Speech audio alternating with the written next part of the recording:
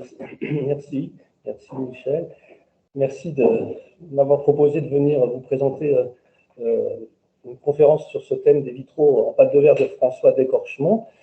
Eh bien, je vais effectivement parler de cette personnalité très à part dans le monde du vitrail au XXe siècle parce qu'il a travaillé un matériau très particulier qui est la pâte de verre. Alors, j'ai déjà parlé un petit peu de ce matériau, la pâte de verre, et montrer aussi dans quelle filiation il fait partie, et qui est une filiation artistique qui est plus liée au domaine des arts décoratifs qu'au domaine du vitrail au départ, parce qu'il y a eu quelques autres personnalités qui ont travaillé ce matériau, la pâte de verre. Ensuite, eh bien, je reviendrai un petit peu sur la première partie de sa carrière, les 30 premières années de sa vie professionnelle, où il va découvrir, où il va travailler la pâte de verre, mais non pas pour réaliser des objets, des vitraux, mais des objets d'art. C'est important de bien comprendre ce qu'il a fait avant, parce qu'il va commencer à faire des vitraux à 50 ans, donc à un âge déjà avancé, et il y a plusieurs raisons qui l'amènent au vitrail, et on est toujours là autour de ce thème de la pâte de verre. Voilà. Bien sûr, en présentant ensuite ses créations, je les mettrai un petit peu en relation aussi avec d'autres artistes qui ont travaillé d'autres matériaux un petit peu similaires, qui ont des points communs, notamment ceux qui ont travaillé la dalle de verre. Et puis, effectivement, à partir des années 30, donc, il y a vraiment tout un ensemble de créations de vitraux que je vais vous présenter. Et je terminerai enfin par les questions un petit peu de conservation, restauration, bien spécifiques aux vitraux, en dalle de verre en général, mais encore plus, avec des particularités en tout cas pour les vitraux en pâte de verre de François Descorchemont.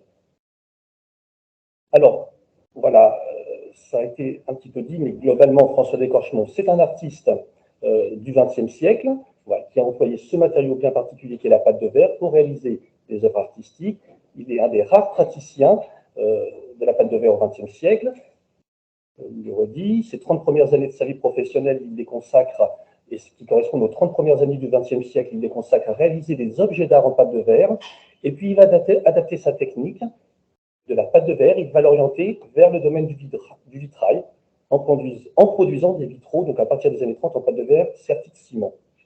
Et en fait, il va maîtriser toutes les étapes de la confection d'un vitrail, et notamment celle de la confection des couleurs, ce qui entraîne un développement d'une œuvre vraiment unique, très personnelle, originale dans l'art du vitrail, et qui va être caractérisée à la fois par des effets de matière et une palette de couleurs vraiment très, très intéressante, vive, dense, éclatante, et surtout qui se révèle vraiment à la lumière. Alors le verre se révèle toujours à la lumière, mais alors la pâte de verre encore plus.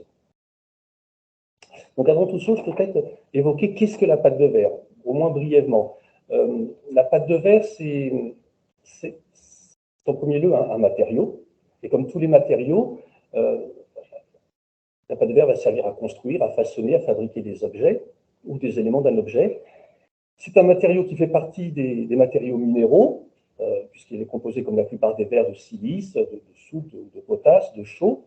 Si on voulait être très précis, pour Descorchemont, on ne parlerait pas de pâte de verre, mais de pâte de cristal. C'est effectivement le terme qu'on emploie le plus souvent, la pâte de verre, et je resterai sur ce terme-là qui est couramment utilisé à la fois dans les sources, dans les textes qui ont été écrits sur Descorchemont, et on continue d'utiliser ce terme de pâte de verre. Mais si on voulait être précis au niveau du vocabulaire, on parlerait de pâte de cristal. Donc c'est aussi un matériau qui est composé de plomb. Et à cette composition, bien sûr, il y a des oxydes métalliques qui apportent des colorations. Mais la pâte de verre, donc, qui est un matériau quand même qui se différencie des autres types de verre par une mise en œuvre très originale, et globalement, on va dire à ce stade, qui consiste à mettre en forme des morceaux de verre concassés ou broyés en poudre, parfois agglutinés en pâte par un liant. Et ces morceaux de verre sont disposés à froid dans un moule en matériaux réfractaires et sont recuits globalement à 800 degrés ou un peu plus.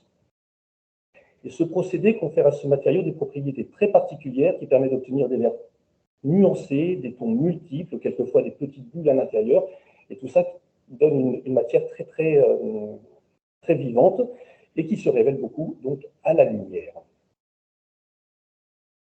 Comme je le disais, il faut vraiment, pour comprendre la démarche de Descorchemont, il faut l'intégrer dans une filiation artistique qui est beaucoup lié aux arts décoratifs, et donc aux premiers praticiens de la pâte de verre. Et le premier praticien, d'une certaine manière, qui met en œuvre la pâte de verre à la fin du XIXe siècle, c'est Henri Cros. Peintre, sculpteur, symboliste, céramiste. C'est un artiste qui sort de l'école des Beaux-Arts de Paris, qui se fait très vite remarquer pour ses travaux sur la sculpture polychrome en cire. Également un peu pour sa peinture, beaucoup aussi pour sa peinture à l'eau caustique. Et ses recherches sur la polychromie, notamment la polychromie en sculpture, va l'amener au verre au début des années 1880 et à inventer d'une certaine manière un matériau qu'il va nommer la pâte de verre autour de 1883. Il croyait restituer cette technique de l'Antiquité, mais en réalité, la manière dont il va travailler, sa manière très personnelle d'amalgamer à chaud et de faire fusionner des poudres de verre de couleur dans un moule réfractaire qui est détruit après cuisson, c'est plutôt une invention moderne et qui va lui permettre de réaliser des bas-reliefs. Alors on est encore un peu loin du domaine du vitrail, mais on est sur quand même des œuvres planes, plus ou moins planes, des œuvres murales en pâte de verre.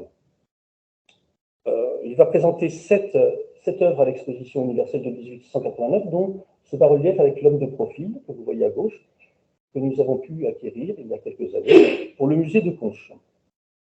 Et 2 ans plus tard, il aura une bourse d'État. Il lui permettra d'avoir aussi un atelier à la manufacture de Sèvres et l'État va lui passer notamment 2 commandes importantes, 2 grands bas-reliefs en pâte de verre figurant notamment l'histoire de l'eau, comme vous pouvez voir ici, qui est conservé à Orsay, une histoire du feu également. Voilà. Donc, c'était important de présenter cette première personnalité parce qu'elle va avoir une influence sur François Descorchons. Même s'il ne l'affirmera jamais, il est quand même fort probable qu'elle ait une influence. Parce qu'elle est la première personnalité vraiment à travailler de manière moderne ce matériau. Et puis, il y a quelques autres précurseurs qui travaillent un petit peu dans le même esprit. Il y a Georges Després, qui est un industriel du nord de la France, issu d'une famille de maîtres de forge et de verreries du Hainaut. Il a fait l'école des mines de Liège. Il va reprendre la manufacture des glaces de Florette et de Genoux, dans le nord de la France, très jeune, à l'âge de 22 ans. Et puis, donc c'est un ingénieur talentueux qui va développer des produits industriels, mais en parallèle à cette activité industrielle, il va aussi s'intéresser à la pâte de verre dès la fin des années 1890. Et il va présenter ses premiers objets à l'exposition universelle de 1900. Il produit des objets d'art, sculptés, des sculptures, des décors, souvent en relation avec des artistes, comme Yvonne Sérius, avec qui il a réalisé cette grande coupe des 3 grâces tenant cette grande coupe. C'est un vraiment très bel objet parce qu'il fait 40 cm de haut et c'est un objet important en pâte de verre. Et puis aussi des bas-reliefs. Et puis quelquefois dans le commerce, on trouve ce type de bas-relief, comme vous voyez là, avec des systèmes d'éclairage derrière, pour vous montrer qu'il y a bien cette idée de, même si ça semble un petit peu opaque, eh bien, il y a tout de même une translucidité et il y a un souhait d'éclairer ces bas-reliefs. Il y a d'autres personnalités, mais je vais quand même passer assez rapidement dessus. Il y a, qui ont travaillé la pâte de verre à cette époque-là, il y a Albert Damous, qui réalisera aussi des petits objets d'art en pâte de verre. Ce qui est intéressant avec Albert Damous, c'est que c'est un artiste qui a travaillé, qui est dans l'environnement de la manufacture de Sèvres. Il a été un fils de décorateur qui travaillait à Sèvres. Et il a commencé par réaliser des vases avec des pâtes en application. Et puis petit à petit, il va venir à la pâte de verre, mais à une pâte de verre estampée. Donc une pâte de verre très très fine. Une pâte de verre qui est presque aussi une pâte d'émail, constituée de verre pulvérisé, mélangé à des éléments agglutinants et qui vont être estampés dans un moule réfractaire ouvert. Et cette pâte d'émail peut être appliquée dans ce moule aussi. Et ça va lui permettre de réaliser ces petits types d'objets qui sont donc aussi en pâte de verre. Et puis encore une personnalité qui serait intéressant d'évoquer avant de venir à Descorchons, c'est eh bien Amalric Walter.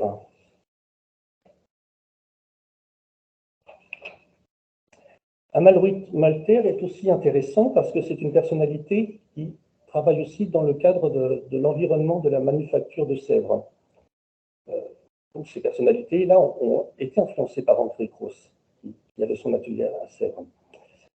C'est aussi un fils d'artiste qui travaille à la manufacture de Sèvres. Lui-même ensuite fera l'école de la céramique de Sèvres. Ensuite, il va créer son propre atelier à Sèvres, dans la ville de Sèvres. Et à la fin du XIXe siècle, il va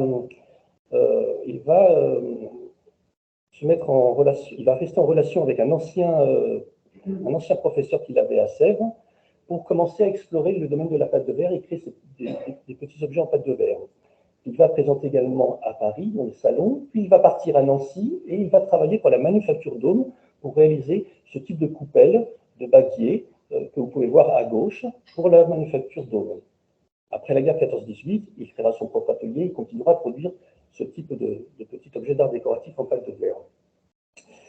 Mais ce qui est aussi très intéressant avec Amalric Walter, c'est qu'il a aussi réalisé au début du XXe siècle finalement des vitraux en pâte de verre, si on en croit les textes auxquels on peut se référer.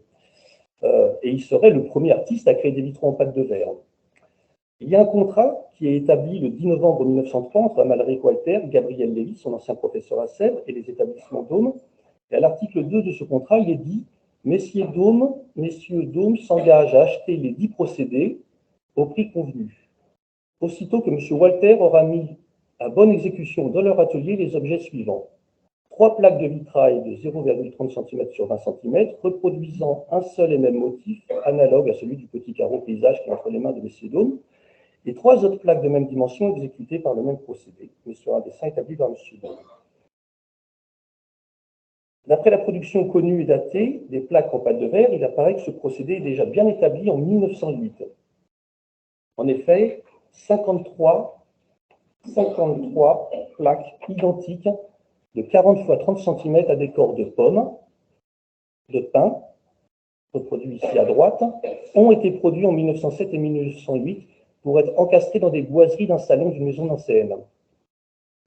Plusieurs autres exemples de vitraux de cette époque existent et qui montrent aussi la forte demande à cette époque de vitraux pour maison ou pour vitraux d'appartements. En 1909, pour l'exposition internationale de l'Est de la France, le stand d'Aume est divisé par une grande cloison, tout de suite à droite de cette photo en noir et blanc, divisé par une grande cloison en carreaux de pâte de verre, polychrome, et de carreaux en pâte de verre décorés d'orchidées et d'encolis, en relief dans des tons bleus, vert, jaune, brun qu'on ne voit pas ici. Et pour cette exposition de 1909, le stand d'Aume est également décoré de plaques en pâte de verre de 60 x 40 cm, juxtaposées par des fines baguettes en bois qui forment des vitraux d'une grande surface. Il y a 5 vitraux qui ont été exposés sur ce stand, unique, produit dès 1908 pour cette exposition. Il s'intitule L'Aube, le crépuscule, les feux du soir, l'étang et la forêt. Les feux du soir, qu'on voit reproduits ici en couleur, est constitué de 25 panneaux et forme un vitrail horizontal, présente donc ce paysage de soleil couchant et de silhouettes d'arbres. Il y a aussi un vitrail qui s'intitule L'étang et qui est formé de 15 panneaux de forme verticale, on le voit en noir et blanc au milieu de la photo. Quand on regarde cette image, notamment en couleur, on peut deviner peut-être les difficultés auxquelles il a fallu faire face pour réaliser ces panneaux. Il n'y a pas de sertissage dans le panneau, donc il est difficile bien sûr de créer une soudure d'une certaine manière, et surtout en fait il est difficile d'avoir une netteté des traits entre les arbres et le fond, le soleil couchant. Et il ne fallait pas, au moment de la cuisson, que les couleurs, finalement, on pourrait dire, bavent les unes sur les autres.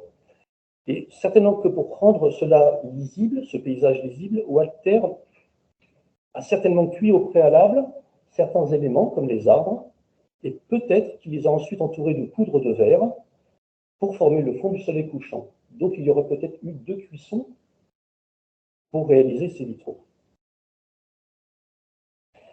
L'année suivante, en 1910, ces vitraux sont également montrés à l'exposition de la verrerie et de la cristallerie artistique au musée Galliera. Ils sont appréciés, il y a des commentaires. Il y a des commentaires. Et ces commentaires sont intéressants pour nous montrer qu'on est un petit peu, pour les critiques de l'époque, déjà dans le monde du vitrail, avec ces objets. Voilà, c'est des objets, mais quand même un peu dans le monde du vitrail. La revue Femina écrit, pour parler de cette exposition au musée Galliera, le vitrail translucide en pâte de verre nous apporte une expression d'art d'une originalité absolue, sans analogie avec les vitraux en vitre de couleur qui ont si justement régné pendant des siècles et que notre âge demeure impuissant à ressusciter. Faisons autre chose, ouvrons une nouvelle voie, c'est ce que nous voyons à Galliera. L'ensemble décoratif des vitraux de dôme est la saisissante expression d'un art moderne qui est bien de notre temps. Allez voir l'aube, le crépuscule, l'étang, la forêt. Rien qu'à contempler ces paysages, songeant de quoi ils sont faits, vous comprendrez qu'il y a quelque chose de changé dans l'art de la verrerie. Du verre, cela, oui, cette matière splendide que la lumière ne franchit pas d'un élan, mais où elle s'attarde, où elle se diffuse, où elle s'assouplit sur l'eau verte du soir, où elle défaille dans la pourpre du couchant, où elle pâlit dans les ciels de perles, où elle disparaît sous les grands arbres ténébreux. Et le journal La Croix ajoute, ce n'est plus la verrerie d'autrefois, au procédé de mosaïque. Par juxtaposition de couleurs différentes, c'est un tableau véritable, avec toute la gamme de tons, tous les dégradés, entre la pâte même, solide et profonde, la lumière, en traversant cette pâte, anime les couleurs et les fait valoir. Alors, en lisant ces critiques, eh bien, on remarque combien ils percevaient cela comme des vitraux. Enfin, et de la même manière, Daume et Walter vont réaliser encore deux exemples. En 1912, à la demande de Léon Lossot, un avocat collectionneur belge, un grand vitrail horizontal qui sera encastré dans un meuble du grand salon de sa maison à Mons, en Belgique. Et puis également un autre exemple, celui-ci, ces deux écrans de Daume et Walter, voilà, qui produisent, comme ils les appellent, des écrans en pâte de verre. Ils sont formés d'un seul panneau en pâte de verre, montés en pare-feu dans une monture en bois ou en métal, ici en bois, présentant des paysages. Aucun sertissage sur ces plaques de pâte de verre. Alors, c'est un peu de cette manière, ou dans cet esprit, que François Descorchemont va commencer à s'orienter vers le domaine du vitrail dès la fin des années 20. Lui aussi va commencer à créer ce qu'il appelle des plaquettes. Sans doute tout simplement parce qu'elles sont plus petites que les plaques réalisées 20 ans auparavant par Walter et Daume.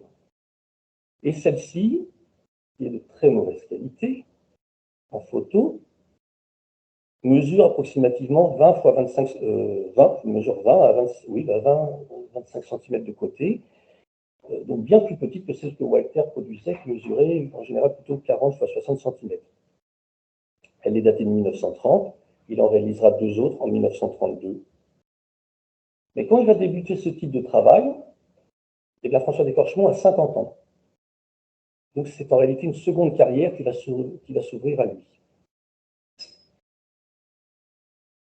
Alors, ça me semblait important de montrer ces quelques autres praticiens de la pâte. Il y en a quelques autres, mais ceux-là sont ceux que je vous ai présentés ont commencé à travailler un petit peu avant lui. Ça me semble important parce que c'est quand même dans cette filiation artistique qu'il s'inscrit. Peut-être pas consciemment, parce qu'il dira qu'il était autonome, mais en tout cas, il fait bien partie de ces premiers praticiens de la pâte de verre. Et sa première partie de sa carrière va aussi donc montrer qu'il est bien dans cette filiation. François Descorchemont, pour revenir sur la première partie de sa carrière aussi, est un artiste né en 1880 à Conches-en-Ouche, dans l'Eure. Il passe les 12 premières années de sa vie auprès de ses grands-parents maternels et auprès de son grand-père, qui s'appelle François Lemonnier. François Lemonnier, son grand-père, est un ébéniste d'art et un passionné d'antiquité au sens romantique du terme. Il arpentait le département de l'Eure, faisant des croquis du patrimoine qu'il pouvait voir. Et il va apprendre le dessin à son petit-fils François d'Écorchemont. Donc très jeune, François d'Écorchemont, qui passe les 12 premières années de sa vie à Conches avec son grand-père, va apprendre à dessiner. Et comme le montrent ces deux dessins que nous conservons au musée, et qui sont datés de 1890-1891, des dessins à la mine de plomb, à la plume. Il a donc 10 et 11 ans quand il établit ses dessins.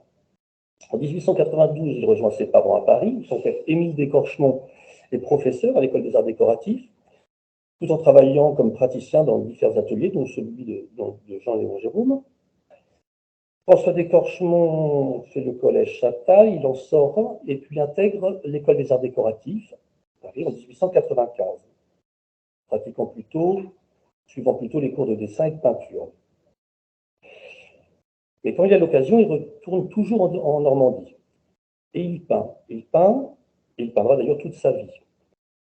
On a des petits tableaux sur bois, sur toile de 1897, 1898, 1899, alors qu'il est encore à Paris, mais qu'il vient à Conches.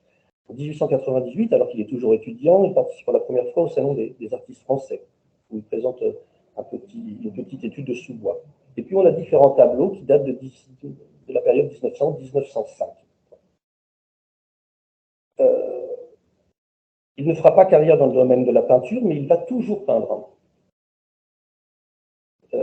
Et sa peinture, d'une certaine manière, va évoluer un petit peu de l'académie, c'est-à-dire une sorte de style post-impressionniste.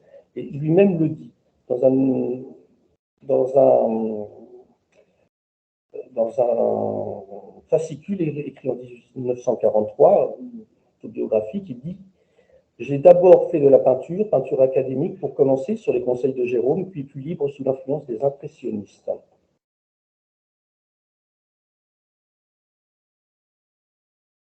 À la même époque, au tout début du XXe siècle, tandis qu'il sort de l'école des arts décoratifs, il se tourne aussi vers la reliure et vers la céramique. Dans ce second domaine, il réalise dans le domaine de la céramique, il réalise une petite production d'une 50aine de vases en grès en 1900-1902, inspiré plutôt du thème naturaliste de l'Art Nouveau.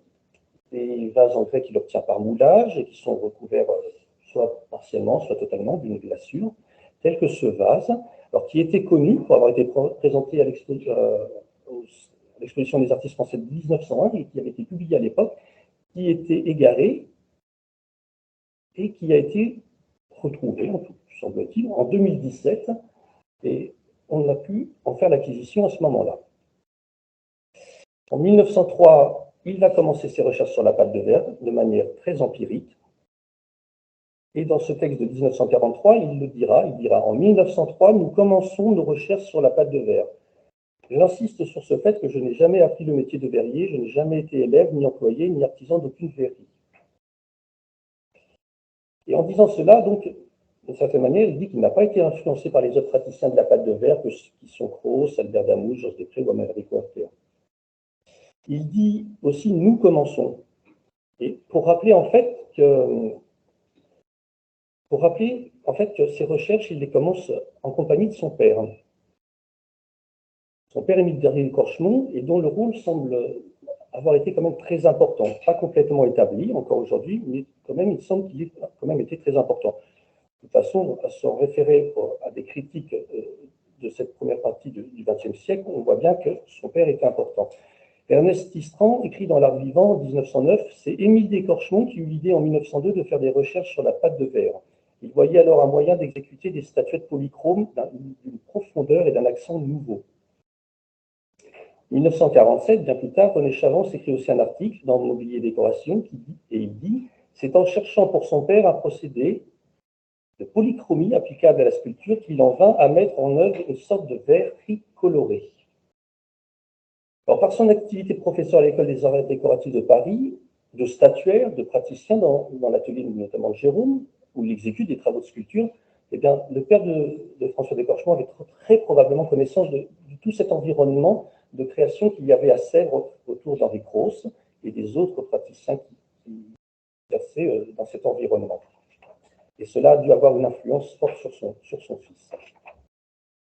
C'est donc dans ce domaine que François d'Écorchemont débute comme praticien de la pâte de verre. Il réalise tout d'abord des petits objets d'art comme ceux que vous voyez là en 1903, ils font partie des tout premiers qu'il réalise. Ce sont des pâtes fines, estampées, donc dont la composition de verre broyé mêlé à une gomme naturelle est estampée dans un moule.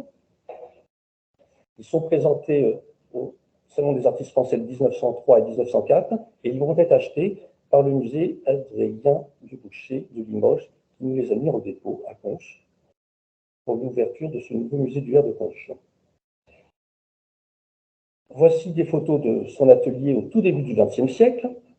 Ici, son atelier et ce four à tirage vertical qu'il construit en 1907 et qui va lui permettre donc de réaliser au départ ses premiers objets en pâte de verre. Puis, progressivement, ces objets vont évoluer.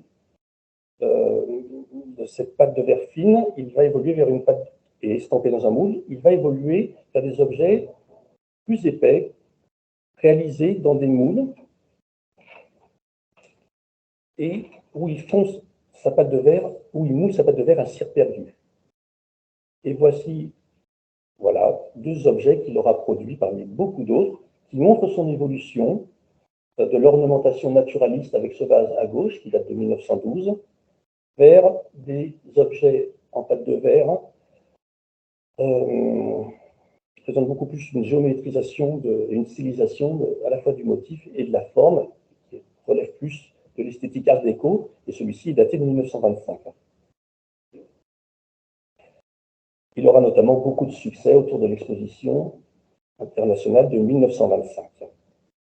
Mais à partir de 1926, la situation va se compliquer et Descochemont va devoir faire face à de nombreuses difficultés financières liées beaucoup au coût de revient de ses pots en pâte de verre. Et cette situation va s'empirer encore plus après le krach boursier de 1929. Il y aura des répercussions, bien sûr, dans tout le domaine des arts décoratifs. Et comme beaucoup d'artistes, artisans, il va être obligé de baisser ses prix, ça ne va pas suffire, et il va l'écrire lui-même. À la fin de l'année 1932, il écrit dans son agenda « Et pourquoi cuire puisqu'on ne vend rien ?» La situation donc économique de la fin des années 1920 est vraiment une des raisons pour laquelle, en fait, il va évoluer vers le domaine aussi du vitrail. Alors, nous avons vu déjà cette première plaquette d'un Loire et de pommes. Il en a réalisé deux autres en 1932. Mais en 1932, il va réaliser son premier vitrail. Je viens donc au vitrail. Mais ça me semblait vraiment important de vous montrer combien la pâte de verre est au centre de son activité. Et puisqu'on est sur un cycle de conférences lié au verre du vitrail, eh bien, il fallait rester très proche de son matériau, qui est la pâte de verre. Donc, une des raisons qui va l'amener au vitrail, c'est justement cette crise économique. Il réalise en 1932 ce premier vitrail. Ce n'est pas une grande plaque en pâte de verre comme celle réalisée 20 ans plus tôt par Amalric Walter, parce que ici, vous voyez, il y a un vitrail qui représente une nature morte, un panier de fruits, mais dont chaque élément a été moulé distinctement et serti de ciment, contrairement à Walter qui réalisait une grande plaque unique sans sertissage de ciment. Plus tard, toujours dans ce texte autobiographique, il écrira « Vous me demandez comment je suis arrivé à faire des vitraux. Depuis longtemps, j'avais cette idée. J'obtenais de temps à autre, dans mes cuissons de couleurs, des creusets de tons fort riches en transparence, mais ne donnant rien de positif. Je ne pouvais les employer pour mes pots et les mettais de côté. Un beau jour, très encouragé par ma femme, j'ai modelé en terre, on reviendra sur tout cet aspect technique après, j'ai modelé en terre, en très bas relief, un panier de fruits, je l'ai moulé, garni le moule de verre de couleur, écrasé et cuit le tout.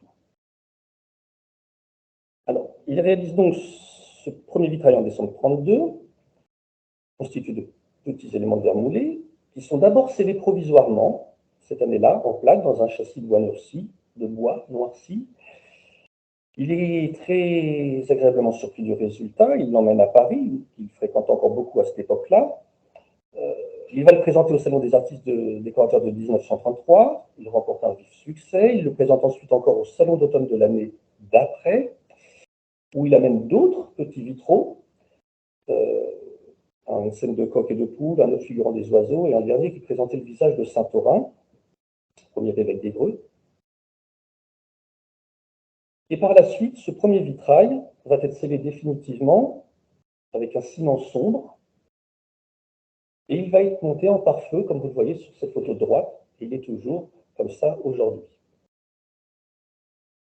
Et comme Walter l'avait fait aussi 20 ans auparavant, ces grandes plaques, il les installait aussi en pare-feu, comme ça, dans des montures en bois.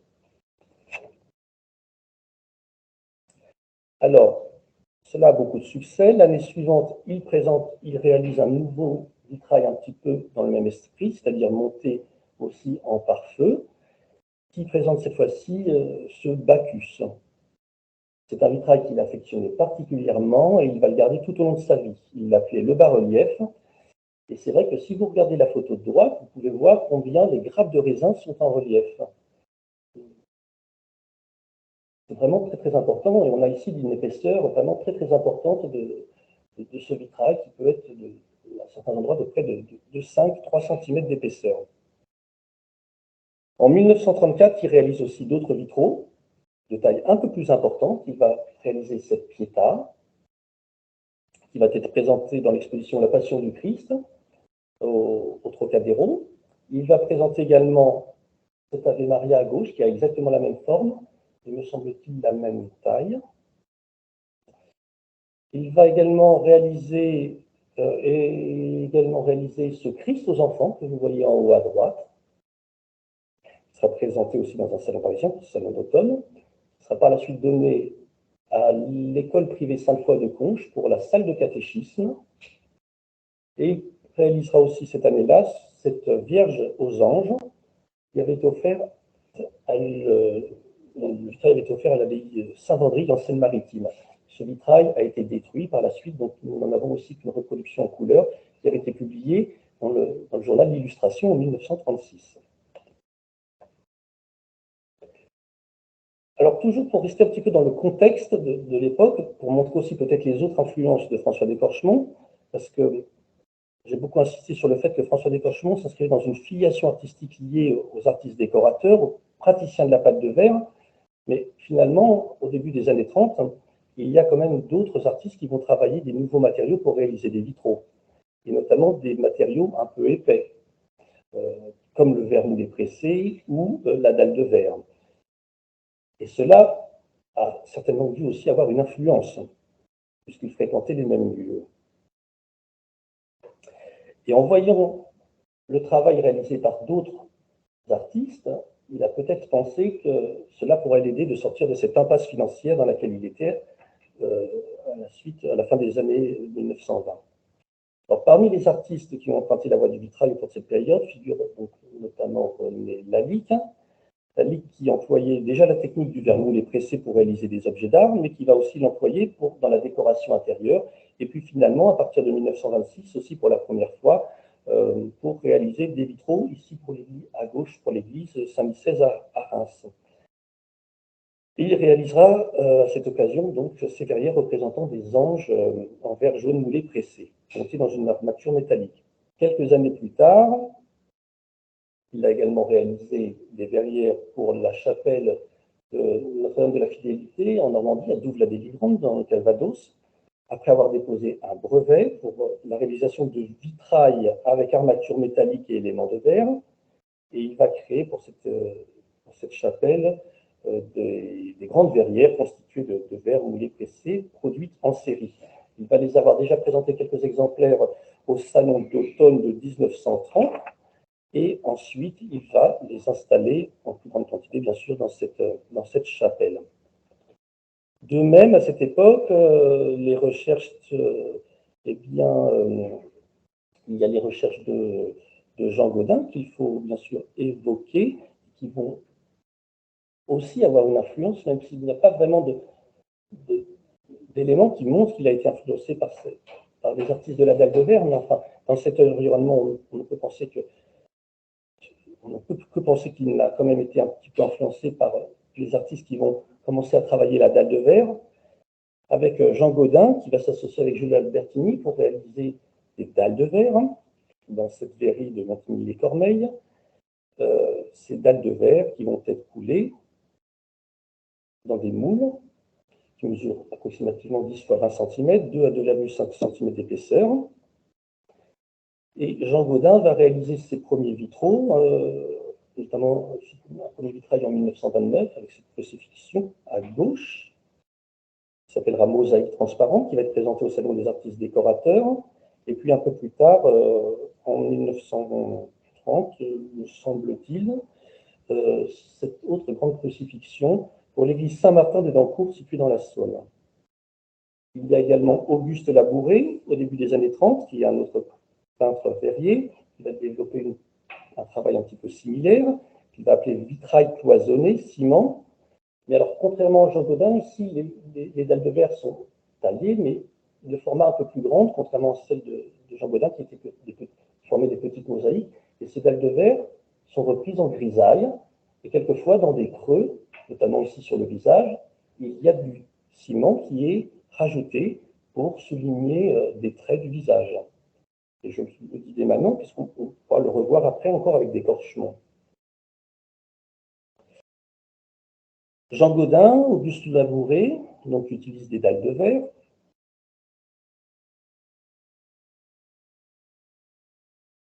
Ils présentent leurs vitraux dans des salons à Paris. René Lalique aussi. René Lalique avec le même marchand que François d'Écorchemont, qui était géo-rouard. Donc François d'Écorchemont ne pouvait avoir que connaissance de tout ce travail-là qui a dû l'influencer. Alors, François d'Écorchemont, quand il réalise ses premiers vitraux, dans les années 1932, 1933, 1934, il est très vite remarqué par la presse. Il bénéficie aussi de nombreux articles. Notamment en mai 1934, il y aura un article dans Glace et Verre qui s'intitulera Les vitraux en pâte de verre de François d'Écorchemont. Il y aura également en juillet 1934 un article de Louis Barillet qui va écrire dans la revue L'Architecture aujourd'hui, un article où il va citer d'Écorchemont. Dans la revue Mobilier et Décoration, toujours en 1934, en avril 1934, Bernard Champignol écrit un article intitulé Les vitraux de d'Écorchemont. Des revues comme Art et Décoration, La Construction moderne vont également parler des recherches de d'Écorchemont, et tout ça va le mettre vraiment en lumière. Il va y avoir une médiatisation vraiment qui va s'opérer sur d'Écorchemont, et cela va lui permettre va lui offrir une opportunité exceptionnelle qui consiste à créer et à fournir les vitraux de l'église de la Porte Champéret à Paris, dont la construction commence tout juste en 1934. Il reçoit cette commande de l'architecte Jacques Barge et de l'abbé Loutil, qui est plus connu sous le nom de Pierre l'Ermite, puisqu'il écrivait sous ce nom-là dans le journal La Croix. Et cette demande s'inscrit dans un projet bien plus global, qui est celui de l'archevêque de Paris, le cardinal Verdier, qui, à partir du début des années 30, 1931, envisage la construction de nombreuses églises aux portes de Paris ou dans la première couronne, afin d'évangéliser les banlieues, et montrer aussi de cette manière l'engagement social de l'Église dans ces banlieues. Et si François d'Écorchemont, en fait, n'a jamais appartenu à un groupement d'artistes catholiques, qui milite à cette époque-là à l'introduction de la sensibilité des peintres dans le vitrail, eh bien, il va quand même certainement être très sensibilisé à cette idée de participer à ces projets du cardinal Verdier. Et l'église de la Porte Champéret sera un des premiers projets du cardinal Verdier. Donc, il va avoir l'opportunité de travailler sur ce projet, et il reçoit cette demande à la fin de l'année 1934, et il écrit dans son agenda « Et voilà 1934 fini. Ouf, je ne sais ce que 1935 nous apportera, mais celle-ci a été bien angoissante. Les dernières semaines nous ont apporté cette miraculeuse église, reste à l'exécuter, mais quelle joie de produire quelque chose qui dure. » Alors, l'église de Sainte-Odile, à la Porte Champéret, est un véritable monument aussi à la fidélité de la France à l'Alsace occupée. Elle est donc consacrée à Sainte-Odile, la sainte patronne de l'Alsace, et elle prévoit trois grandes fenêtres que vous pouvez voir à la fois sur ce plan, dans la partie basse du plan, tournée vers le sud, ou sur cette photo plus moderne. On voit ces trois grandes fenêtres qui sont donc possibles, où il est prévu que François d'Écorchemont réalise des vitraux avec à propos de Sainte-Odile au centre, et voici les premières maquettes, esquisses, en tout cas ces vitraux qu'il va réaliser sur Sainte-Odile au centre, et puis autour de lui, deux grandes autres fenêtres sur la vie des archanges Michel et Raphaël, et d'autres saints de France. Il réalise ses aquarelles en décembre 1934. Elles vont être acceptées en mars 1935. Il réalise en avril un grand panneau de 4 mètres qui va être auprès d'un Saint Léger d'Autun, qui sera présenté au Salon des artistes décorateurs. Et puis en juin 1935, il signe un contrat avec le diocèse et avec l'architecte pour commencer ce travail qui va être de créer 300 mètres carrés de verrières. Chaque fenêtre à peu près fait 100 mètres carrés de verrières, plus des verrières également dans l'abside. Des verrières bleues comprenant quelques motifs religieux ou symboliques. Il y aura au total 186 panneaux de vitraux figuratifs, ici sur cette façade sud, mesurant à peu près chacun 1 mètre carré, et la totalité pesant 8500 kg. Je donne ces chiffres parce qu'en fait, pour François Descorchemont, c'était quelque chose de très très ambitieux. Parce que sa manière de travailler était très artisanale. Elle nécessitait beaucoup de temps. Et finalement, c'est un très très beau chantier. C'est d'ailleurs le seul qu'il fera d'une telle envergure. Parce que maintenant, il avait réalisé que des petits objets d'art et puis quelques petits vitraux. Mais là, c'est très ambitieux. Et ça va l'obliger à employer des personnes, ce qu'il n'avait pas l'habitude de faire. C'est quelqu'un qui travaillait seul. Il va mettre sa fille aussi un petit peu à contribution. Mais il va avoir beaucoup de difficultés financières finalement à assumer cette commande. À cause du coût des matières premières qui fluctuent, à cause aussi de retard de chantier, de retard de chantier. Tout aurait dû être fini en 1936, finalement, ça va se finir que plusieurs mois après, juste avant l'ouverture de l'exposition internationale de 1937, et il y aura une exposition dans Sainte-Odile, et tous ces retards, tout ça fait que financièrement, finalement, c'est un projet qui va être très difficile à assumer pour François Descorchemont, et si bien alors, vous voyez ici une image en couleur, cette fois-ci, des images en couleur de ces grandes verrières. Mais ces difficultés font que, sur une des verrières, il va se représenter, ici en bas à droite, en mendiant aveugle, parce qu'il aura vraiment il aura vraiment perdu beaucoup d'argent dans cette histoire. Et ce panneau donc est tout en bas au centre de la verrière centrale, avec Sainte-Odile ici en jaune, et donc il est dans cet axe central, dans cette lancette centrale tout en bas.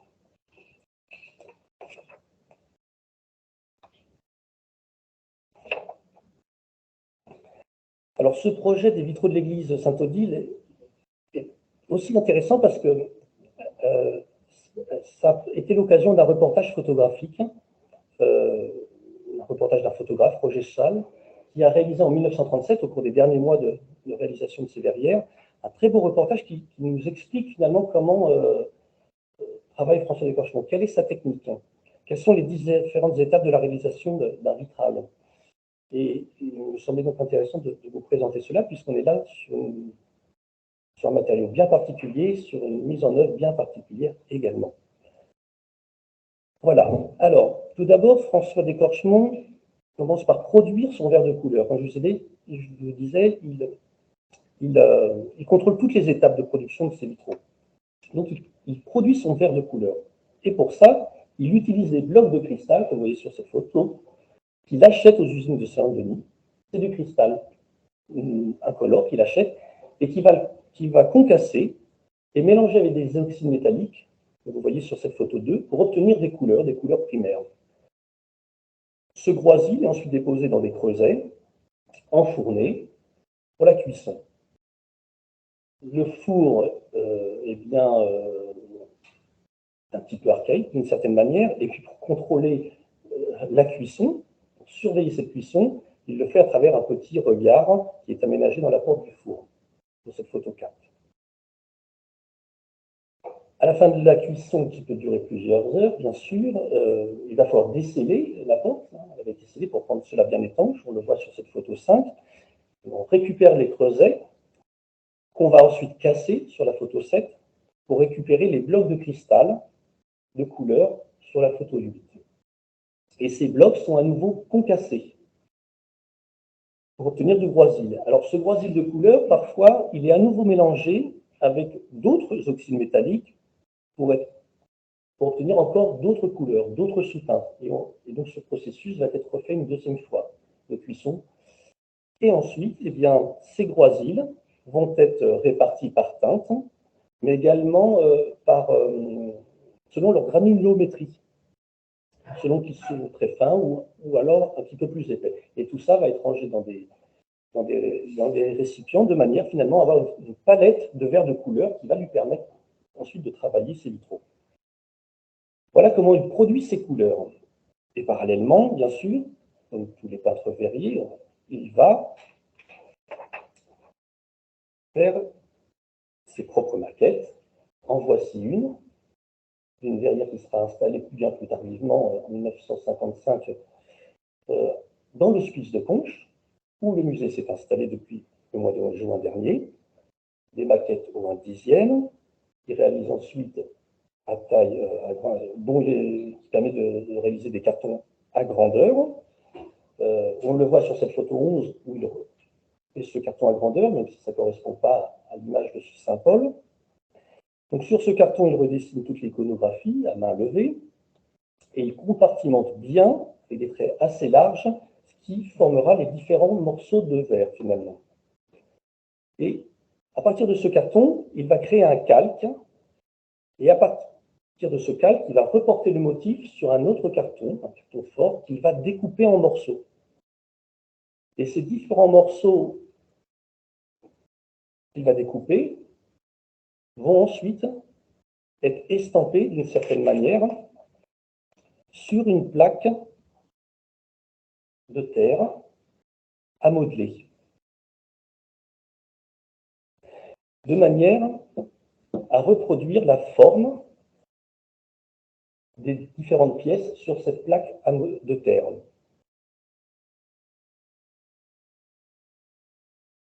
Les modèles donc sont découpés, sont appliqués sur cette planche de terre et qui va être sculptée avec différents outils. Ça peut être un stylet et il va évider cette terre tout autour des formes qu'il aura découpées. Ça travaille aussi en surface, de manière des fois à réduire un petit peu l'épaisseur ou à créer des reliefs.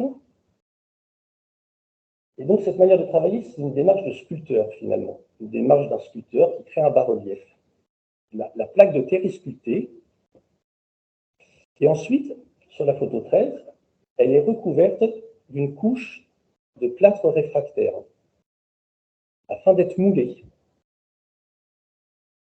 Et de cette manière, il obtient un moule qui reproduit en négatif ce qu'il avait sculpté sur une plaque de terre. Donc les pleins de la plaque de terre vont devenir des creux dans le moule en plâtre réfractaire et vice-versa. Ensuite, dans son moule, il retire la terre qui reste et dans les creux de son moule, il va y installer toutes ces groisils de verre qu'il a créés pour obtenir des éléments de verre moulé. Ce qu'on voit sur les photos 14 et 15.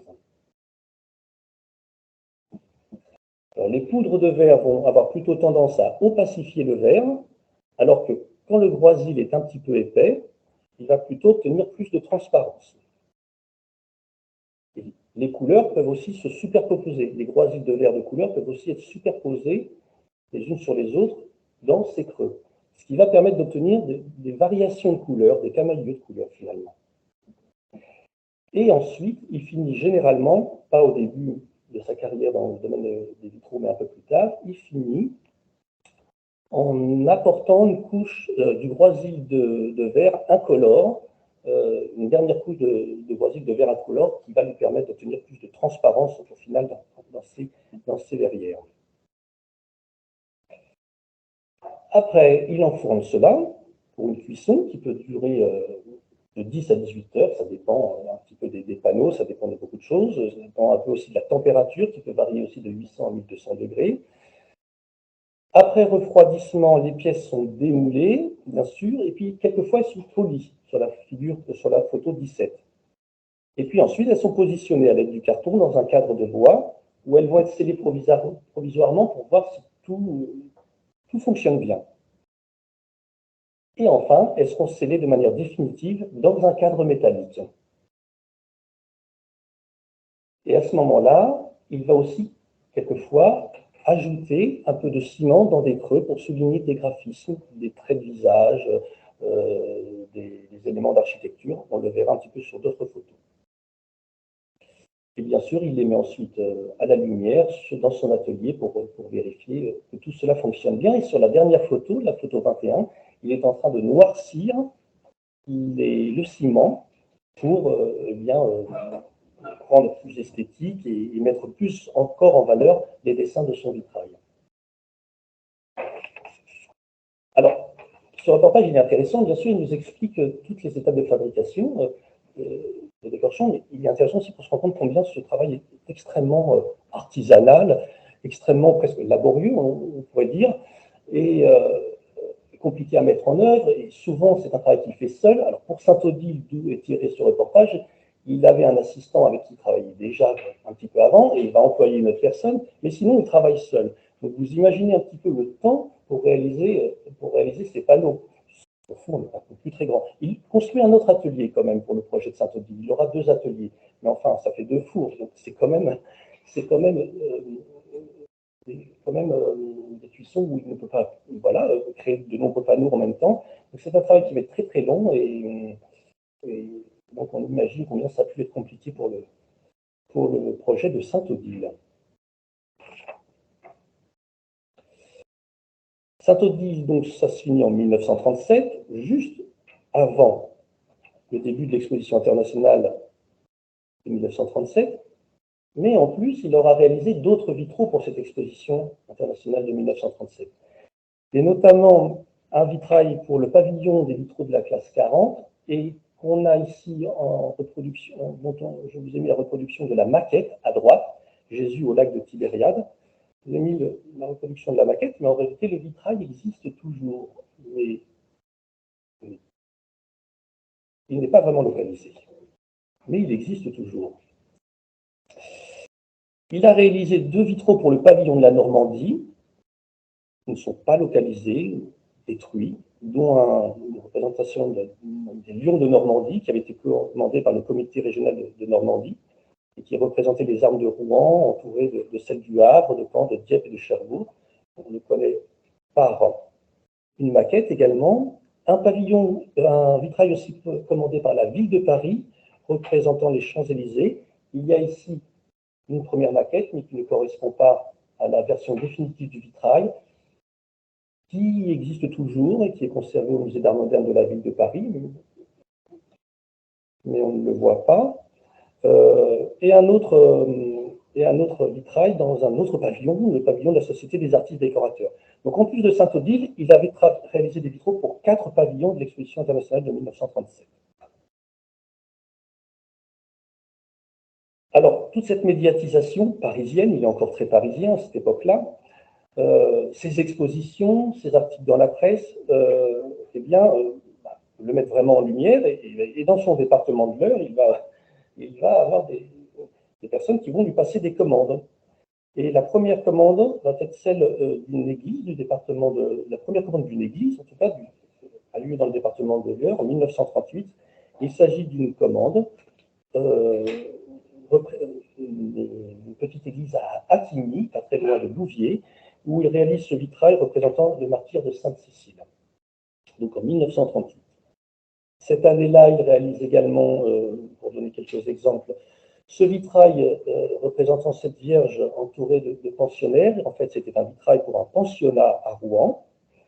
Le vitrail existe toujours, mais n'est pas vraiment visible. Il a réalisé aussi ce petit vitrail décoratif pour la Saint-Yves, pour un avocat de Brest. Le vitrail existe toujours. Et en 1939, il reçoit la visite d'un curé de l'église de Saint-Étienne-l'Allier, qui est une petite commune de l'Eure, qui va lui commander également des vitraux. Mais la guerre arrive. Alors, ce curé, qui était l'abbé Melan, avait remarqué son travail parce qu'il était venu à l'église Sainte-Odile à Paris. Il va lui passer commande, mais la guerre va arriver et ça va interrompre ce projet qui ne reprendra qu'en 1946. Pendant la guerre, tout s'arrête, parce que notamment, bien sûr, il y a des problèmes d'approvisionnement, notamment en oxyde métallique, mais aussi de fuel, pour faire fonctionner les fours. Donc il ne va pas vraiment produire d'objets et de vitraux pendant la guerre, à l'exception de cet hôtel pour la petite église, pour l'église de Passy-sur-Eure. Il va réaliser 4 panneaux pour former cet hôtel, avec un petit peu de stock qu'il avait en 1942-1943. Et ce n'est qu'après la guerre qu'il va vraiment reprendre son travail. Il va avoir de nombreuses commandes à ce moment-là. Dès 1946, les fours sont allumés. Il réalise des vitraux, notamment ici des vitraux pour une petite commune qui s'appelle Saint-Denis d'Augeron, dans l'Eure. Voici quelques exemples. Des vitraux, il va commencer des vitraux aussi pour une église de Ménesqueville, où il produira de nombreux vitraux sur le thème du Cantique des Cantiques. En voici au moins 2 exemplaires. Il va commencer une très grande commande aussi, très importante, un grand chantier qui sera le chantier d'une église à Étrépagny, toujours dans l'Eure. En voici des vitraux du chœur, de la baie d'Axe et des 2 baies de part et d'autre de la baie d'Axe. Et c'est un travail, les vitraux qu'il va réaliser pour cette église d'Étrépagny va durer pendant 15 ans. Il réalisera les vitraux de la totalité de l'église. Et tout en travaillant pour Étrépagny, entre 1946 et 1969, il va réaliser donc des vitraux pour de nombreuses églises. Au total, une trentaine d'édifices, que ce soit des églises dans le département de l'Eure, des églises et quelques bâtiments publics. Voilà, donc une trentaine, dont certains sont plus importants que d'autres, parce que par exemple à Beuzeville, avec ces 2 verrières que vous voyez sur la gauche, ont été produits à Beuzeville dans le nord-ouest du département. Il réalisera des vitraux pour la totalité de l'église. C'est un petit peu la même chose dans une petite commune de Muy, à côté de Louviers, à côté de Gaillon, ici sur cette carte, où il réalisera des verrières pour toute l'église. Dans d'autres cas, il réalisera une ou 2 ou 3 verrières. Et toujours donc de cette manière, d'une manière très très très artisanale. Il produira essentiellement dans ce département de l'Eure. Et d'ailleurs, c'est intéressant de remarquer ou de le dire, c'est que quand il réalisait des objets d'art lors de sa première carrière, entre guillemets, entre 1900 et 1930, il avait une carrière finalement internationale, et par le biais de marchands, il vendait des objets un petit peu partout. Quand il va évoluer dans le domaine du vitrail, un peu avant-guerre, il est encore très parisien, il présente beaucoup ses vitraux à Paris, mais après-guerre, il va se recentrer sur son département de l'Eure et il ne va ne produire que des vitraux quasiment dans le département de l'Eure. Il y en aura quelques-uns qui seront produits dans le Cantal, en Bretagne ou dans la partie ouest de la région Normandie, mais sinon il produira essentiellement dans le département de l'Eure. Après la guerre, il va faire de nombreuses verrières dans des églises aussi qui ont subi des dommages de guerre.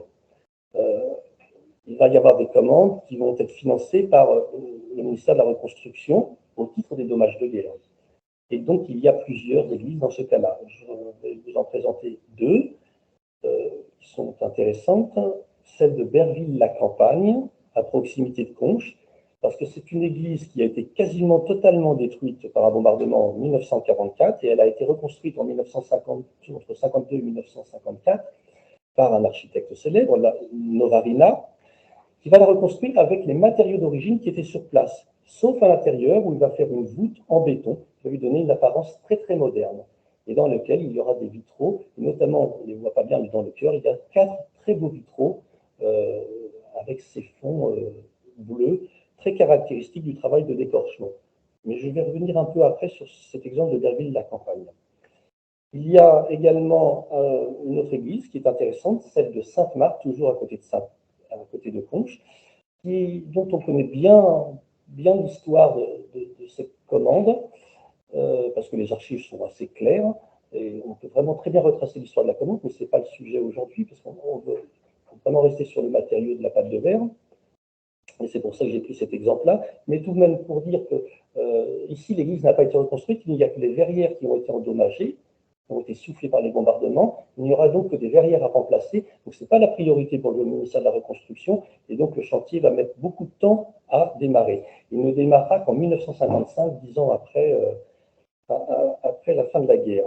Mais ce qui est intéressant dans cet exemple de Sainte-Marthe, qu'on voit un petit peu à travers ces photos, mais qu'on voit vraiment quand on va sur place, c'est qu'il y a des verrières qui ont été réalisées sur une période de 5 ans, entre 1955 et 1960. Et pendant cette période-là, en fait, François Descorchemont va changer de fournisseur de cristal. Depuis le début du XXe siècle, il se fournissait aux usines de Saint-Denis, au nord de Paris, ce cristal incolore que vous avez vu. Et cette usine, eh bien, qui aura été vraiment endommagée dans la Seconde Guerre mondiale et qui a subi ensuite un incendie, eh va s'arrêter, va arrêter sa production, alors que très longtemps, bien sûr, qu'elle existait depuis le XIXe siècle. Et donc, il va changer de fournisseur et il va se fournir dorénavant, à partir de 1958, auprès de la manufacture d'Aume. Et à partir de ce moment-là, il me semble qu'on voit dans ces verrières une matière différente. Sur les photos de gauche, ce sont des vitraux de Sainte-Marthe et de Sainte-Thérèse de l'Enfant Jésus. Ce sont des verrières qui ont été réalisées en 1955 et 56, me semble-t-il. Et puis ensuite, progressivement, on arrive sur la dernière verrière, où on voit ici Saint-Orin et Saint-Jean-Marie Vianney, qui a été réalisée en 1960. Et quand on regarde vraiment ces verrières, on voit que eh bien, les couleurs ne sont plus tout à fait les mêmes. Et après tout, ce n'est pas étonnant. À partir du moment qu'ils changent de matière première, eh bien, il y a forcément une répercussion sur la cuisson, sur la réaction des oxydes métalliques et sur les couleurs qu'il va obtenir.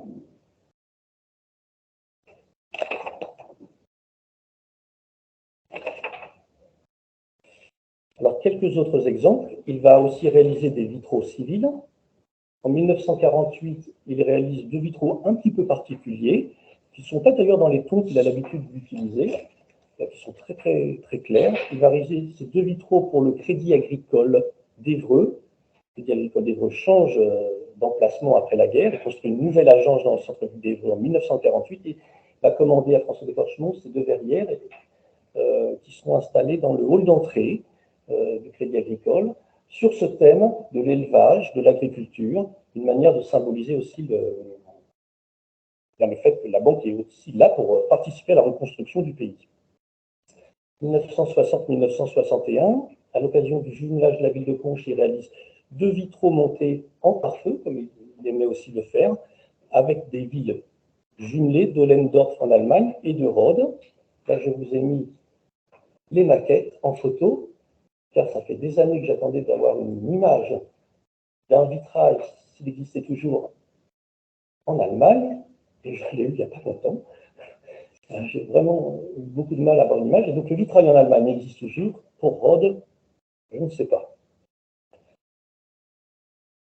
Il réalise aussi en 1962 un grand vitrail, ici à gauche, des monuments de la ville de Conches, qui sera installé dans une fenêtre du premier étage de la mairie de Conches, en haut de l'escalier d'honneur, où on voit différents monuments de la ville, et les blasons de Conches et des villes jumelées, justement.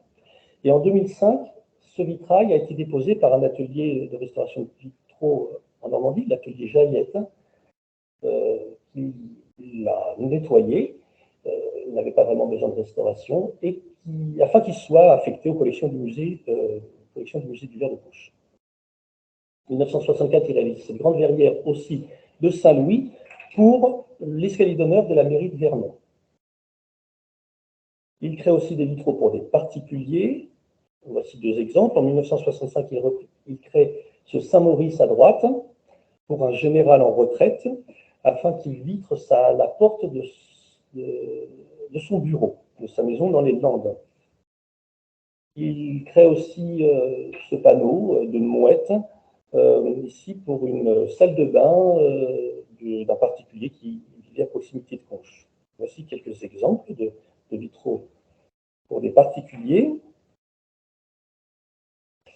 Et encore deux autres que je voudrais vous montrer, qui sont très originaux, parce qu'en fin de compte, ils sont très différents de ce qu'il a l'habitude de faire. Et qui sont liés en fait à une rencontre qu'il a faite au milieu des années 60 avec un jeune passionné de verrerie qui s'appelait Barlaroyer, un Allemand qui vivait en France depuis les années 50. Ce Barlaroyer, dans les années 60, a cherché à rencontrer, il avait 50 ans de moins que François d'Écorchemont, il a cherché à rencontrer François d'Écorchemont parce qu'il s'intéressait aux verriers Art Nouveau, aux verriers Art Déco, comme beaucoup, enfin comme quelques personnes à cette époque-là qui vont commencer à s'intéresser à ces verreries et qui vont les remettre un petit peu à l'honneur et vont commencer à nouveau à plaire. Certains vont en faire une activité commerciale. Et ben, ce Barlaroyer avait envie de rencontrer François d'Écorchemont parce qu'il admirait son travail, mais aussi pour lui acheter quelques verreries. Barlaroyer était aussi un artiste peintre, graveur. Ils vont se rencontrer et finalement une amitié va se créer entre ces deux personnes. Alors il y avait 50 ans qui les séparaient. Et François d'Écorchemont va réaliser 7 vitraux d'après des estampes de Barlaroyer. Ces deux-là, on les a acquis pour le musée. Mais en fait, ce sont des verrières qui présentent un motif floral ou ici un oiseau, mais qui sont des représentations qui n'ont rien à voir avec ce que François d'Écorchemont avait l'habitude de faire. Mais par contre, comme c'est lui qui les réalisait, on voit bien son matériau, on voit bien la pâte de verre.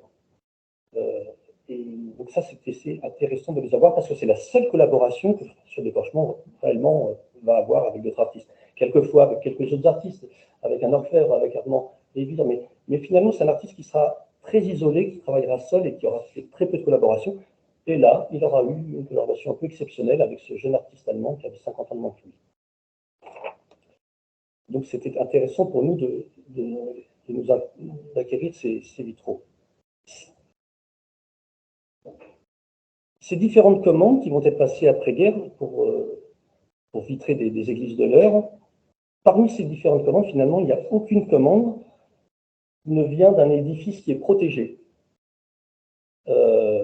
Parce que l'apparence de ces verriers en pâte de verre sertis de ciment apparaissent trop modernes, peu adaptées à être présentées à proximité de verrières anciennes.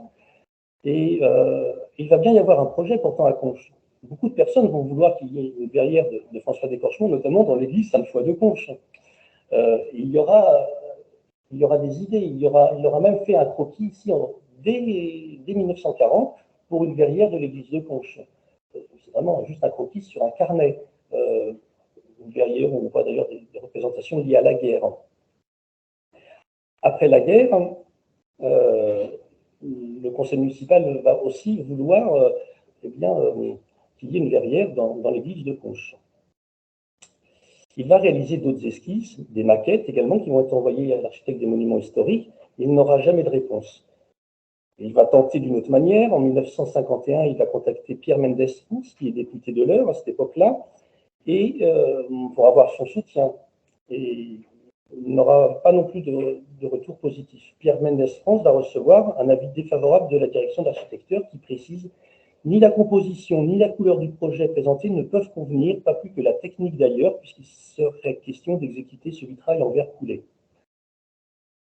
François d'Écorchemont sera déçu, bien sûr, il écrira « Ils veulent ignorer systématiquement ce que je fais, car je n'utilise pas la technique habituelle du verre serti de plomb. Cette partie du ministère des Beaux-Arts ne doit avoir aucun contact avec la section des arts décoratifs, où là, j'ai des défenseurs et des amis. » Et donc, il ne réalisera pas de verrière pour l'église Sainte-Foy de Conches, comme il a été dit, où il y a tout de même des verrières très importantes du XVIe siècle.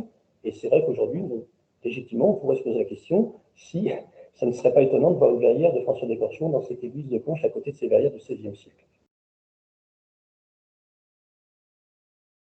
À l'exception de 3 commandes pour des petites églises, de Menneval, Passy-sur-Eure ou Ferrières au Clocher, où il pourra installer des verrières, mais à côté de verrières anciennes, mais ce sont des édifices qui ne sont pas protégés.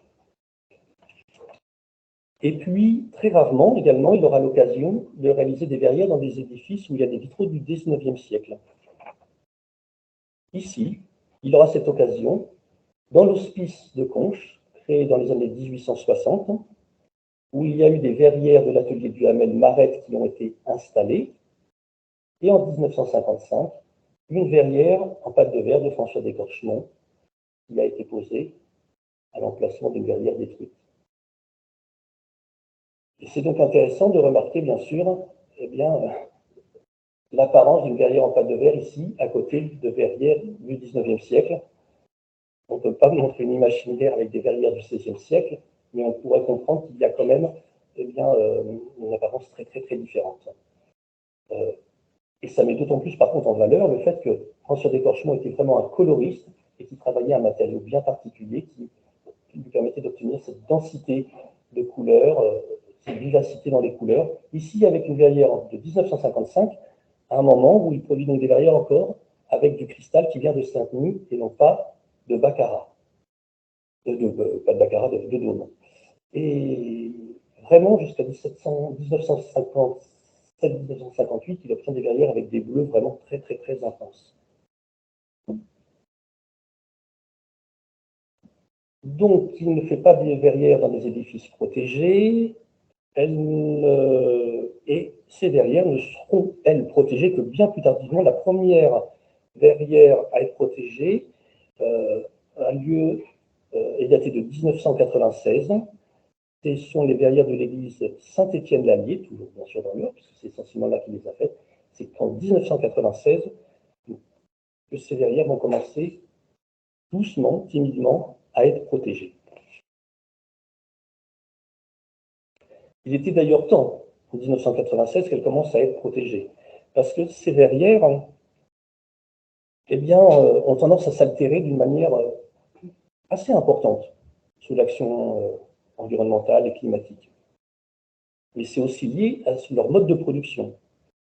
L'interaction de la pâte de verre, du mortier, de la structure métallique rend leur conservation assez difficile. Ces trois matériaux réagissent différemment et donc il y a vraiment un processus de dégradation, d'altération important qui est toujours un petit peu le même.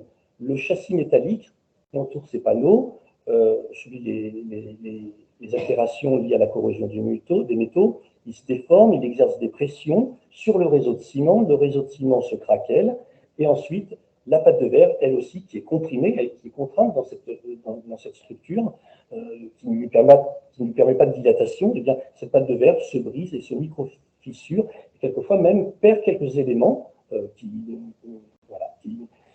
tombent.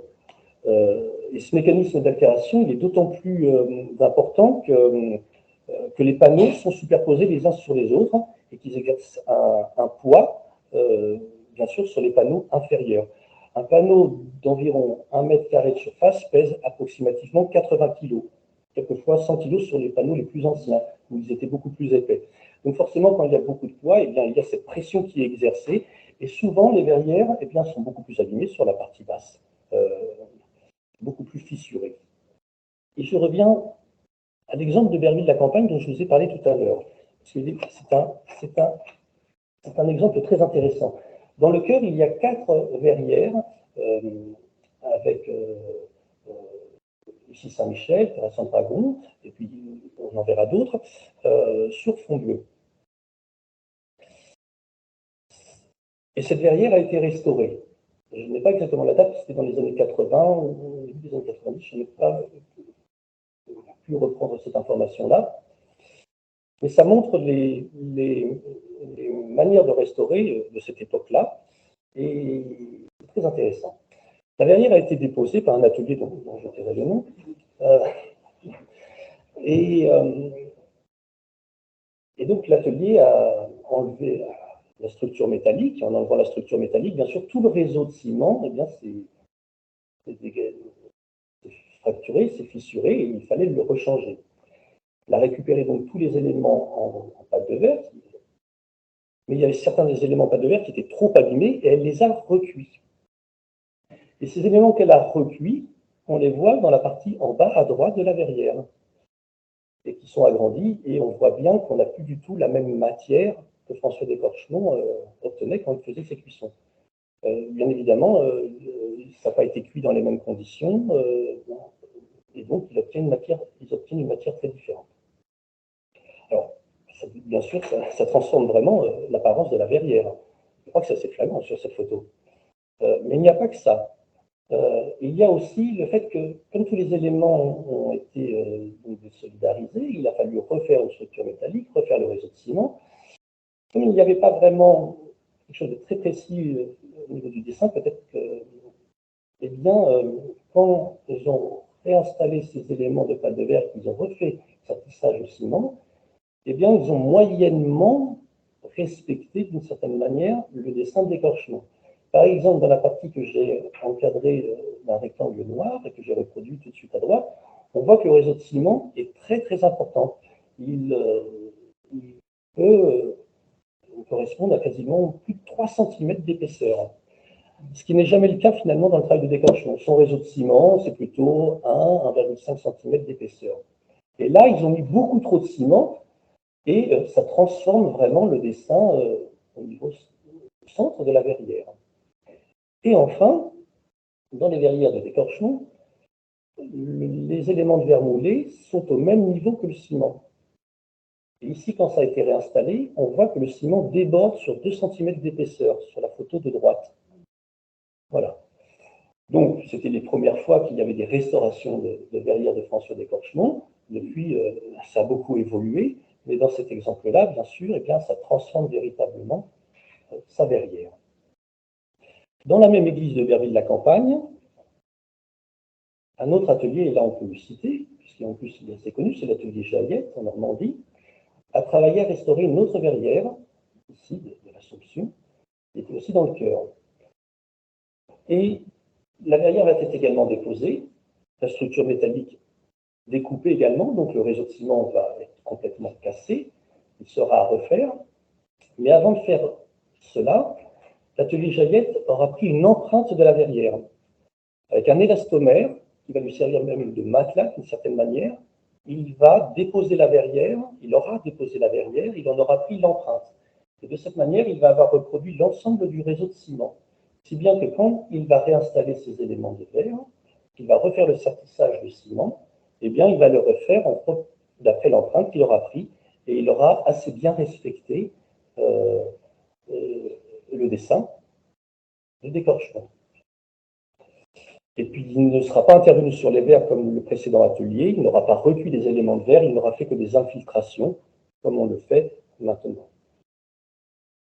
Et si on regarde ces deux verrières de l'extérieur, à gauche, c'est la première qui a été complètement refaite, et à droite, c'est celle de l'atelier Jaillette. Alors, ce qui est surtout intéressant, c'est de voir que quand ici, à gauche, les éléments ont été recuits, c'est la partie où les éléments ont été recuits, eh bien, on a cette apparence un peu irisée, un peu brillante, qu'on n'a pas dans les verrières en fait, de François Décorchement qui ont été respectées dans ce détail à droite, où on voit beaucoup plus, alors aussi les altérations, mais où on voit beaucoup plus les nuances dans la pâte de verre, parce qu'il produisait un verre très nuancé. À gauche, en fait, eh bien, cette recuisson a donné quelque chose de très uniforme, oui, enfin, une couleur assez, un peu une même couleur, comme on le voit ici, justement, en bas à droite, une couleur qui n'a plus ces nuances.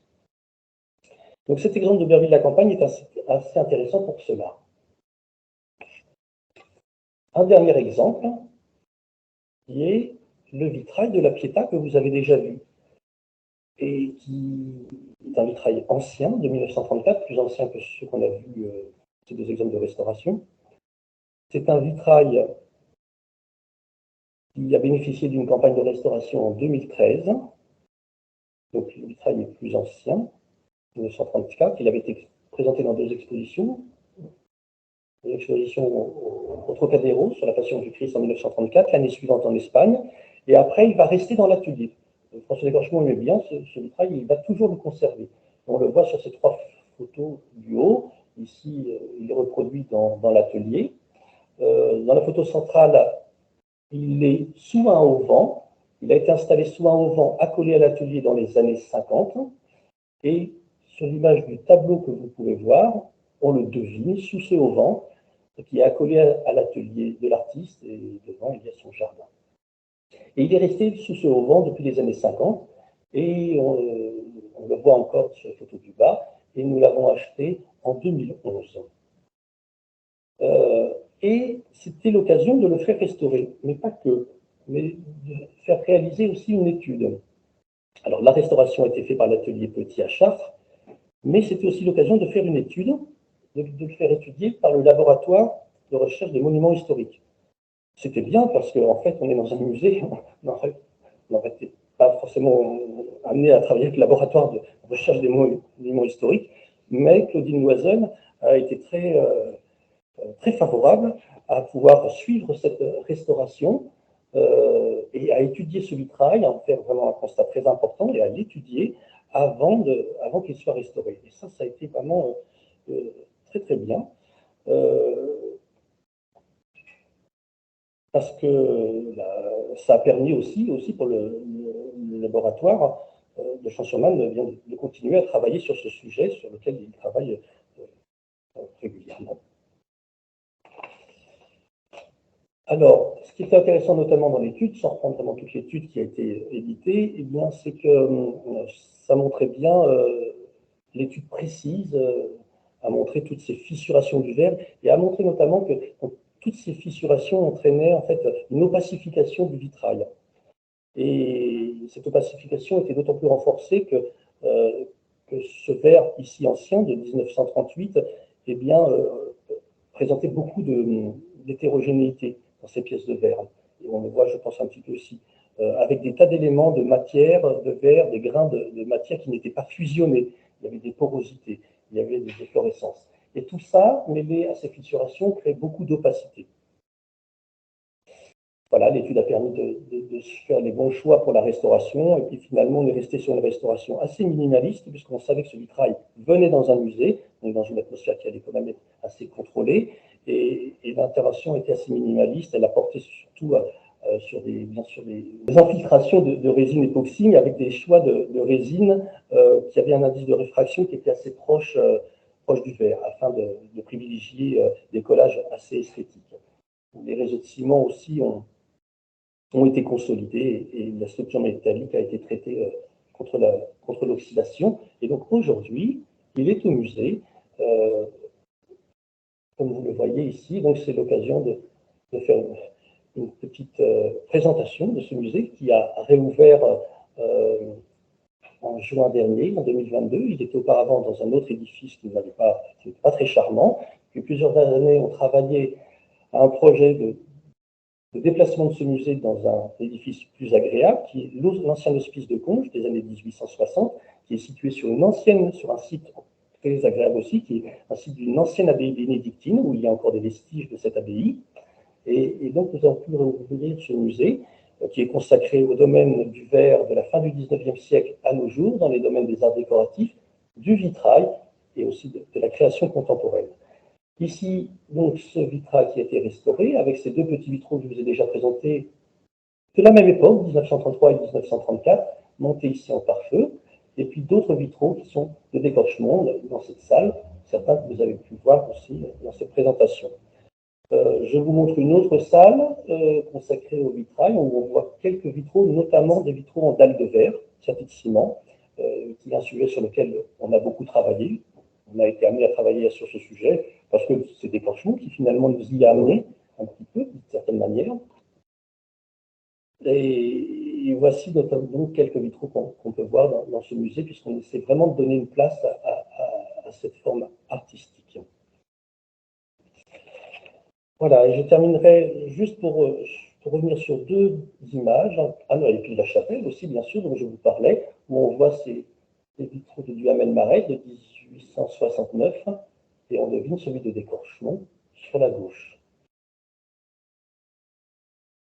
Et d'une certaine manière, un peu pour conclure, je voulais remettre ces deux vitraux qui ont 30 ans de différence. L'un est de 1834, l'autre 1934, l'autre est de 1962.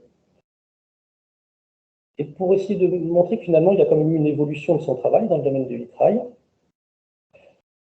l'évolution du matériau qu'il a employé. Au départ, il a un verre très épais, qui peut aller jusqu'à 3 cm. Par la suite, il arrivera à un verre moins épais, plutôt d'1,5 cm. Dans les premiers vitraux, l'ensemble de l'épaisseur de la pâte de verre est colorée dans la masse. Et progressivement, il rajoutera, au moment de la cuisson de son toisille de verre dans son moule, une dernière couche de verre incolore qui va amener un peu plus de luminosité. Si bien qu'en fait, les premiers vitraux sont beaucoup plus sombres que les derniers, même si ici, il y a beaucoup de lumière qui a été rapportée sur ce vitrail de la Pietà, que vraiment, sinon, il est très épais et très sombre. Les premiers vitraux sont très épais, mais ils sont vraiment traités aussi en relief. Les motifs sont vraiment traités en relief. L'incarnation ici est vraiment en relief, les bras, les jambes. Je vous rappelle le vitrail de Bacchus tenant des grappes de raisin, où on voyait vraiment les grappes de raisin. Plus on avance dans les années 50-60, moins il y aura de relief, plus ces vitraux seront plats. Enfin, au début, ils n'apportaient pas encore tellement de ciment dans les éléments moulés pour souligner un graphisme, une partie du visage. Ici, un petit peu, pour souligner le visage de la Vierge, mais très peu. Par la suite, il ramènera beaucoup de ciment dans les creux pour souligner le graphisme, comme ici sur, par exemple, les maisons à colombage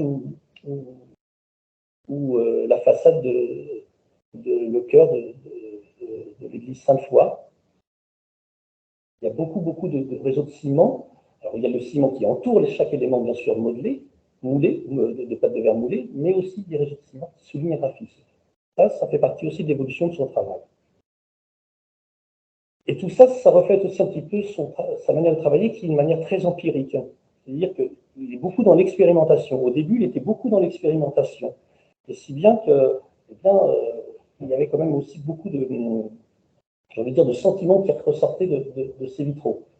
On peut peut-être aussi ramener au contexte des années 30, où il y avait beaucoup de peintres verriers qui cherchaient à peindre le verre et qui voulaient amener aussi beaucoup de sentiments dans le travail qui était fait dans les années 30. Et progressivement, il arrive à quelque chose qui est beaucoup plus simplifié, avec des thèmes beaucoup plus didactiques aussi. Et ça montre aussi l'évolution de son travail. Et voilà, c'était pour faire quelques éléments de conclusion pour montrer l'évolution de son travail sur les vitraux. Et une dernière image pour vous signaler qu'on a découvert ce petit vitrail très charmant il y a quelque temps. Enfin, on le connaissait depuis quand même plusieurs années, mais depuis peu de temps, je dirais qu'il est disponible. Et donc, nous souhaitons l'acquérir pour compléter nos collections de vitraux de François Descorchemont. Il représente ici Sainte-Foy, tenant dans sa main l'église Sainte-Foy, avec un élément d'un monument de la ville aussi, le blason. Et nous allons donc tenter d'acquérir ce vitrail d'ici la fin du mois par le biais de notre association d'amis du musée, en lançant un appel à souscription. Voilà, merci.